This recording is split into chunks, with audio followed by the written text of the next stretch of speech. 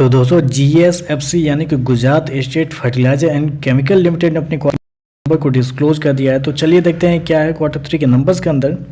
Data basically यहाँ पे लाख्स में दिया गया, मैं आपको क्रोस में कन्वर्ट करके समझाता हूँ कैसे क्या हुआ है। तो देखिए पिछले क्वार्टर की बात करें तो पिछले क्वार्टर में कंपनी का टोटल रेवेन्यू जो कंपनी ने ऑपरेशन के थ्रू जनरेट किए थे 2635 करोड़ के आसपास। पिछले साल की बात करें तो 2007 करोड़ के आसपास, जबकि अभी देखें तो बढ़ के 2814 करोड़ कंपनी का जो रेवेन्यू है वो आपको जाता हुआ देखने को मिला। तो साल से साल देखें तो साल से साल कंपनी के रेवेन्यू के अंदर एक बेहतरीन तेजी आपको इस क्वार्टर में देखने को मिली। लगभग बोल सकते हैं 40% के आसपास का जंप आपको देखने को मिला कंपनी के रेवेन्यू के अंदर। वहीं अगर क्वार्टरली बेस पर जाते हैं तो यहाँ पे भी कंपनी के रेवेन्यू के अंदर तेजी आपको देखने को मिल रही है। लगभग बोल सकते हैं आप 6% के आसपास की तेजी है। तो कंपनी का रेवेन्यू देखें तो आपको साल से साल क्वार्टर बढ़ता हुआ देखने को मिला इस क्वार्टर में। चलिए कंपनी के खर्चे क्या निकलते हैं वो देख लेते हैं। तो देखिए पिछले क्वार्टर की बात करें तो पिछले क्वार्टर में कंपनी ने 2401 करोड़ खर्च किए थे।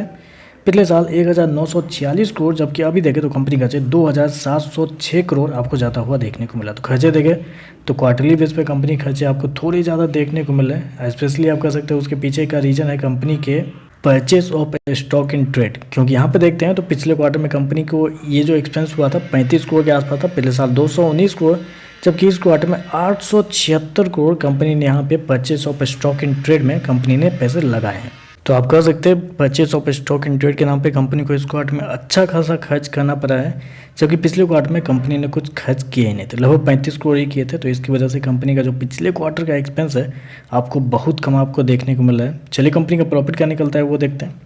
तो देखिए पिछले क्वार्टर की बात करें तो पिछले क्वार्टर में कंपनी का प्रॉफिट लगभग बोल सकते हैं 298 करोड़ के आसपास। पिछले साल 118 करोड़ के आसपास, जबकि अभी देखें तो बढ़ के 133 करोड़ कंपनी का जो प्रॉफिट है वो आपको जाता हुआ देखने को मिला। तो साल से साल देखें तो साल से साल कंपनी के प्रॉफिट के अंदर तेजी आपको देखने को मिली। लेकिन क्वार्टरली बेस पे जाते हैं तो एक बड़ी गिरावट भी आपको देखने को मिला। गिरावट के पीछे का रीज़न ऑलरेडी मैंने आपको बता दिया है कि पिछले क्वार्टर में कंपनी ने खर्चे बहुत कम किए थे। ऐसा नहीं है कि खर्चे इस क्वार्टर में ज़्यादा हुए हैं, आप ये कहेंगे कि खर्चे पिछले क्वार्टर में कम हुए थे, जिसकी वजह से कंपनी का एक्सपेंस आपको कम है, जिसकी वजह से प्रॉफिट बढ़ता हुआ देखने को मिल रहा है।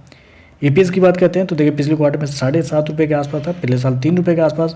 अभी देखें तो 3 रुपये 36 पैसे आपको जाता हुआ देखने को मिल रहा है। तो ओवरऑल अगर नंबर को समराइज करें तो देखिए साल से साल तो नंबर अच्छे हैं, साल से साल कंपनी के रेवेन्यू प्रॉफिट दोनों आपको बढ़ता हुआ देखने को मिला है। लेकिन क्वार्टरली बेस पे जाते हैं तो एक्सपेंस की वजह से कंपनी का जो प्रॉफिट है वो आपको गिरता हुआ देखने को मिला। अदरवाइज रेवेन्यू ठीक है, रेवेन्यू में कोई दिक्कत नहीं, रेवेन्यू ठीक है, लेकिन प्रॉफिट में थोड़ा सा कंपनी का एक्सपेंस की वजह से गिरता हुआ देखने को मिल रहा है। बाकी देखते हैं मार्केट इस पर कैसे रिएक्ट करता है। आज के लिए बस इतना है। वीडियो पसंद आए तो लाइक कीजिएगा, साथ में साथ चैनल को सब्सक्राइब जो कीजिएगा। धन्यवाद।